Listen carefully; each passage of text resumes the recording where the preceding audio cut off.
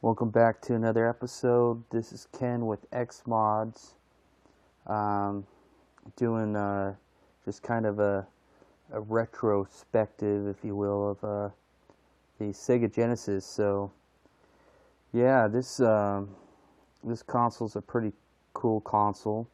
Um, this video is kind of more geared towards gamers and more than collectors, because some of the pointers I'm going to tell you are going to be more how to get access. It's not about how to get the best cart, how to get just get access to stuff that you're going to overspend. So this is just kind of going over some of my thoughts and ideas. And if you're a collector, I understand where you're coming from. I totally do. Everyone wants the best of everything, but this is just kind of the buyer's guide to the Sega Genesis, really. And that's where I'm going to take this video. That's what I'm going to title this video. So, of course, I haven't uploaded it yet because I'm shooting it right now. So, we'll see. We'll see. I'll probably keep doing this series on all the consoles that I own, which I own. I think I counted about 9 of them without the duplicates. So, yeah. So, I'm really big into gaming as a whole. That's just kind of how I grew up. So yeah, I mean, I'll talk about that real quick. So yeah, when I was a kid and with my little brother, I have 2 little brothers, but my littlest brother, he wasn't old enough to really kind of remember much fond memories about gaming. He probably played the Super Nintendo at the best. But yeah, my brother and I, we used to get, we used to know people that had a NES back in the day. And the NES came out in 1985, and we had cousins, aunts, uncles. We'd go over their house and they'll have it, and then we kind of started talking about about Nintendo and all that. So eventually my parents got us the NES. I think it was the action set, the one with the zapper, and it came with Mario Brothers, and it came with Duck Hunt, so the combo cart. So that's how I got into gaming, was starting with the NES. Now fast forward till about till I was like a freshman in high school, really, I got into the Genesis. So at the time, the N64 was popular and all that. And don't get me wrong, the N64 was a good console. It's just, I was more of a PC gamer back then. So my buddy, he had a Genesis, one of my buddies. So I'm like, hey, I'll give you a bunch of like audio CDs. Because I had a collection of, just a variety of CDs. And back then, you could actually trade audio CDs. Now they're probably worthless to most people. And this was around, I would say, 99, 98. So I traded them these audio CDs and got a Genesis. This one I just recently picked up. I had a Genesis 2, Model 2. And it was pretty good. It's like I said in my previous video, it's a no thrills unit. You got your power, so when you push it, it goes down. You got your red. It looks like 3 lights, but it's just one LED light in there, and then you got your reset button. So like most consoles, you got your cartridge slot with the dust cover. And then you got your expansion slot, so you could take this off, and then put a Sega CD right there. And my cousin, he had Sega Genesis with a Sega CD, and he bought all. I'm sure he got it cheap. And roughly, my cousin he's like a year younger than me. So when I saw how he had a game room with NES, Super Nintendo, and then he had the Genesis with the Sega CD, I was just like, whoa, man, you got a lot of systems. So it was still relevant, even in the late 90s, it was relevant. I think around 97 or so, that's when Genesis was starting to get phased out. But, a lot of people just go to used game stores and buy those games for cheap. Um, so if you want to buy one,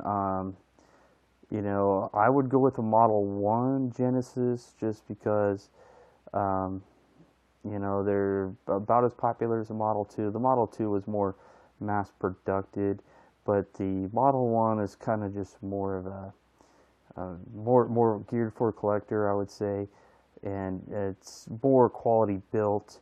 As you can tell, I got this. You're like, what the hell is this thing sticking out? But this is it's really just a hack job, really. But I really didn't have a choice because I didn't want to spend too much money. But this would be your little Xmod tip right here. Granted, I mean, it looks bad on camera, but it's not as bad in person. You probably won't see it, but it's a composite and left and right audio jack. So this will give you the yellow, the white, and the red, or sorry, white and then red. See, that's a problem. You can go to Radio Shack. I know Radio Shack is kind of hard to go to get proper, because a lot of Radio Shacks are closed down to get proper RCA jacks. So these are just kind of couplers. And as you can tell, if you look in there, and this is going to be covered up with epoxy eventually. I'm just going to put black epoxy in so it's not going nowhere. Right now it's just hot glue, but I have a diagram here about how to solder connections, and this video is not really about that, but it really, I mean, it takes away from the value of the console, I would say, overall. But for me, it's, I don't sell my stuff. I'm not going to sell this. And if I ever decide to sell it, then it's already modded for someone else. So, you could probably get,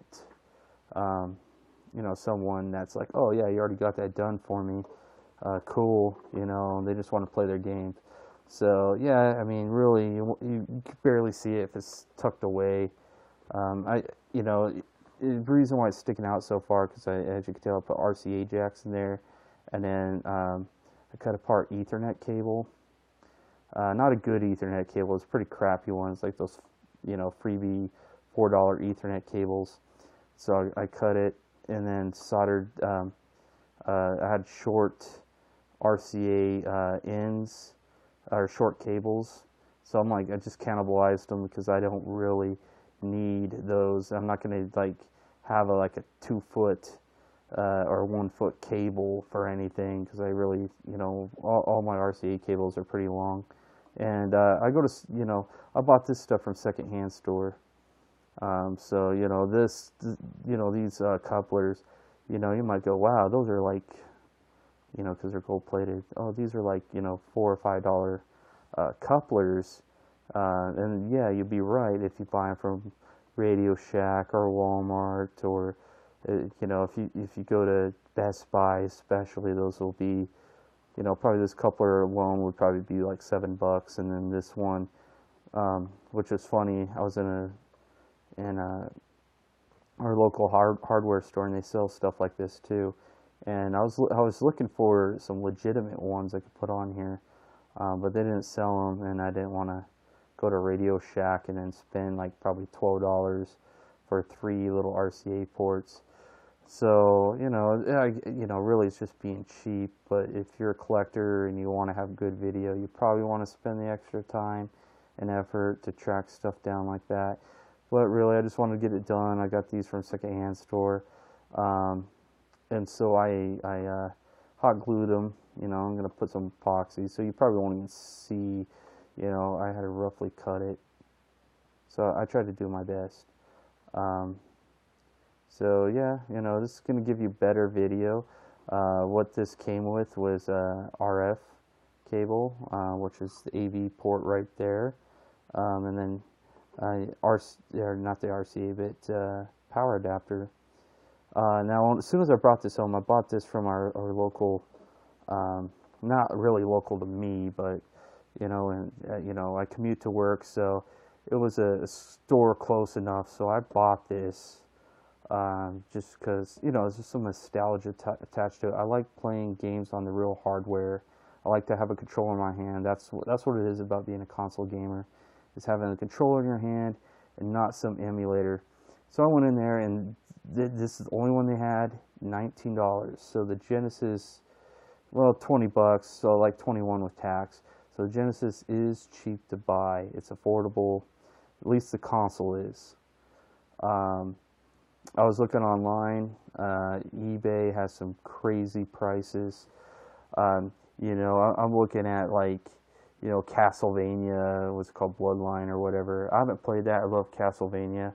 I have a game on my Game Boy that I think I had the same game when I was in high school. So, I remember a lot of those levels. But anyways, yeah, Castlevania. Like if you want it boxed, mind you, you should be able to get good games on the Genesis box because I use plastic boxes and not paper. Unfortunately, I don't have any because I'm cheap. Um, but yeah, the Genesis I had in high school, my buddy had all the boxes, and I could just put the cart in there. So they're plastic, they're made to last. So because you find a box Genesis game does not mean it's rare. So, this is going to be buyer's tip number one. Try to, in this case, I like eBay for what it is, but in this case, when it comes to retro gaming, stay away from eBay. People will mark, like, I know what common games were. I'm a 80s kid. I was born in 82. So most of my childhood was being raised in the 90s, graduated high school in 2001. So I was raised through the 90s till I graduated high school. So I'm kind of just caught in between generations. So I know what Genesis games are rare, which ones are not. And when I say I know, I vaguely know. If I know what a common game is. If I go to someone's house and I see it a lot back in the day, then it's a common game. It's not rare. Rare to me would be like let's see, on the NES, like a Little Samson. You're not gonna see it. Uh, and you don't remember playing it when you were a kid because it wasn't a popular game. So yeah, you'll see on eBay if you go shopping for games, they'll say rare, rare, rare. Everyone thinks they have a freaking rare game, and it's not the case. It's just not the case. So it might be rare in some occasions, but some of these cards, if it's like sealed, box, overstock, if you see a Genesis game and the manual is black and white, that means it's a reproduction, late 90s reproduction. So it's not rare by any means. A game I like a lot, Shinobi 3. And honestly, Shinobi is not rare. People say it's rare, but this little clone console I bought, it's licensed by Sega, so some people call it the Genesis Force, made by At Games. I've done another video on it. This has Shinobi 3 on it, and honestly, it really doesn't look any different if you play it on here or if you play it on this At Games. And look, this does take cartridges. It's cheap. It's not going to hold up well as a real Model 2 or Model 1 Genesis, but it does the job. And these clone consoles, if you have any games that have special processors in them, they call them co-processors inside the cartridge, or some kind of graphics, accelerator chip or something. These clone consoles fail at loading the games, I should say, not fail altogether. But yeah, so this is like 95%, maybe 90% compatible with most games. So yeah, I would check this out if you just want to play the games. This one has 40 licensed Genesis games already loaded in it. You don't even need a cartridge. So this is the way to do it instead of getting suckered on eBay. But for me, I like playing it on original hardware if I can. So I seen this for $19. Had to pass it up, and that's the thing, guys. If you don't jump on some of these deals when you think it's a deal, like if you automatically assume this is $50 and you watch my video and you learn, oh, it's 20, then the internet's like wildfire. So what you want to do is get, pick one up. You don't even have to play it right away. You don't even have to hook it up. Just put it in the closet, because a lot of people are doing that and things are hard to come by. So yeah, I would get one, and all that. So, and then take your time buying games. And what I mean by that, so here I got Sonic the Hedgehog 2, and it's a effed up cartridge. You're like, Ken, why do you have this messed up cartridge? You know what? Because collectors and people out there try to charge too much. So if I found this in a pawn shop, and I was just like, hey, how much you want for this? Because mind you, I just want to play it. And he's like, oh well, that game $2, because he's seen how effed up the cartridge was. And you know what? I could probably clean that up. I could buy a reproduction label. I was seeing on eBay, and this is just for aesthetics. I'm sure someone like the collectors, the purists, are going to be like, okay, that's reproduction. But yeah, they have legitimate glossy labels you can stick right on it, already done, and they look good. You could buy those on eBay. That would be something I'd buy on eBay. And they come with a bunch of labels. So I would check those out. There's games that you own, and you just do this, and then you buy a stack of 40 labels, then that's a win-win. So you can just put those on there. To get the sticker off, what I've, over the years, I learned that if you have like lighter fluid for Zippos and stuff like that, that's good for getting sticky labels off.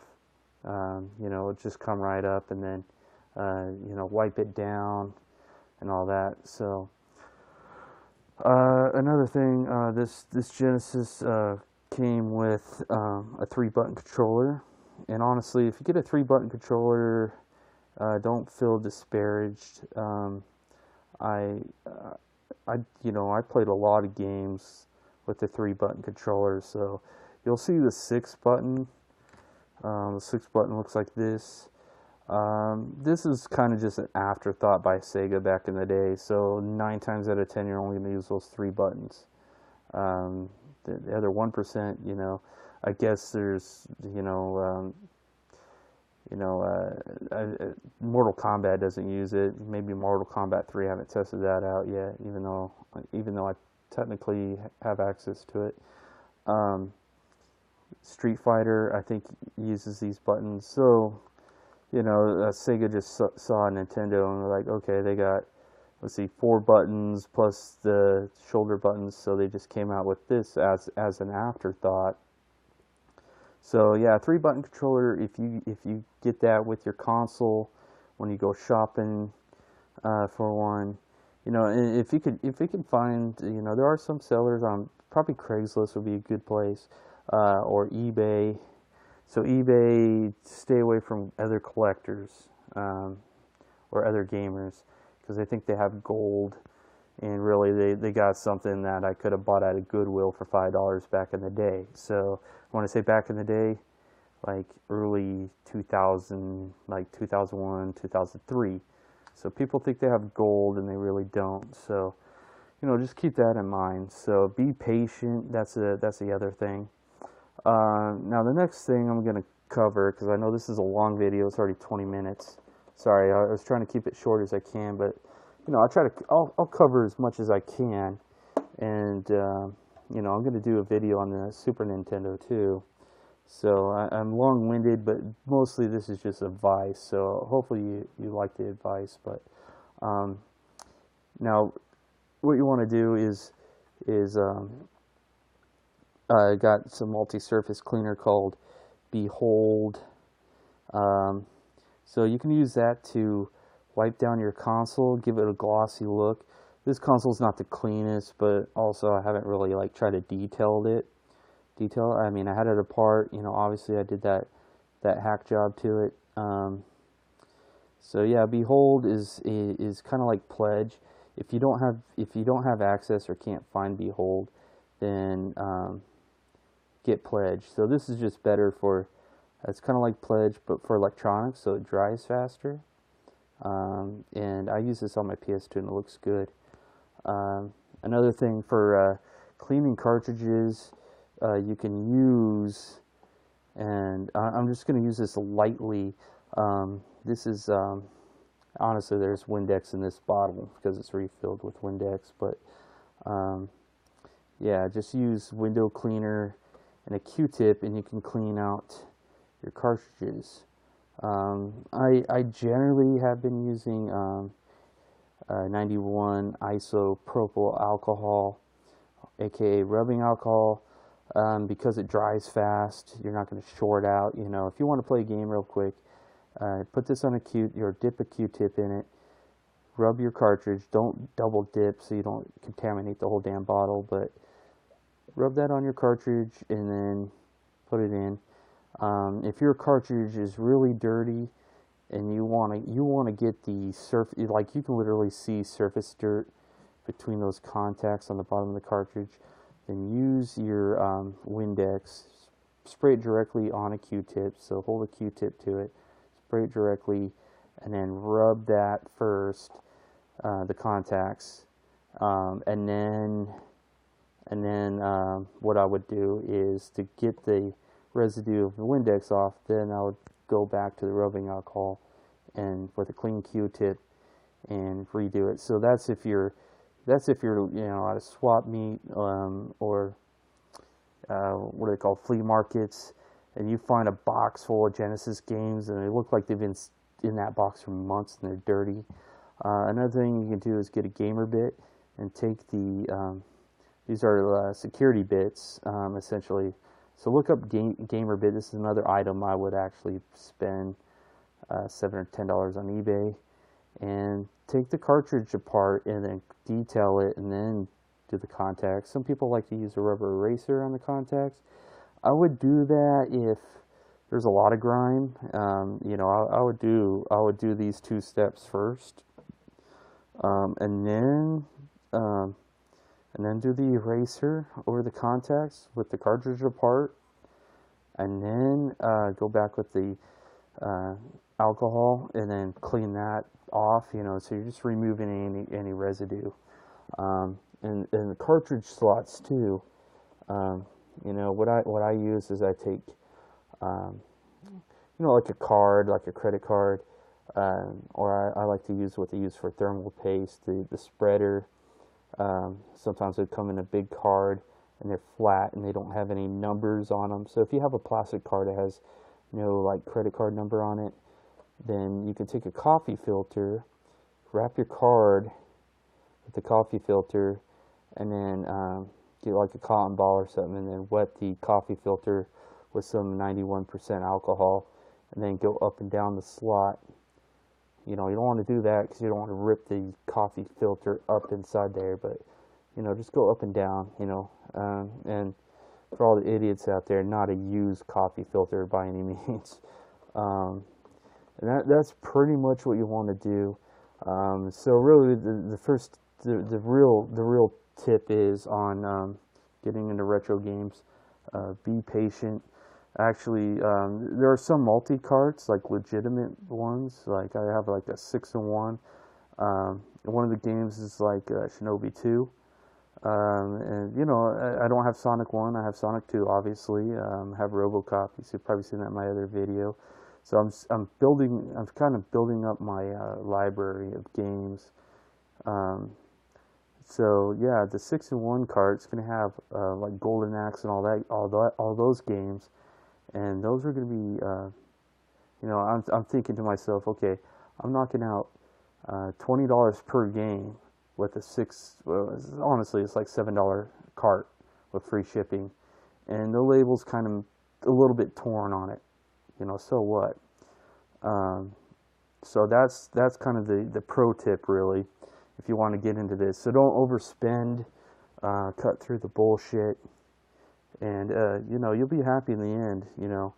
So yeah, that's pretty much it on the Sega Genesis. If you have any comments, let me know, or if you want me to do a video about something else about it, you know, just rate, comment, and then subscribe. You know, if you want to see more, I'm probably just going to keep this up as long as I can. So I'll do all the retro stuff I have first, and then I'll probably just go down the line. So I know a lot of people do that on YouTube, talk about various systems, but yeah, hopefully you like my take on it, and then hopefully I can give you some pointers, and then yeah, just let me know if you need anything else.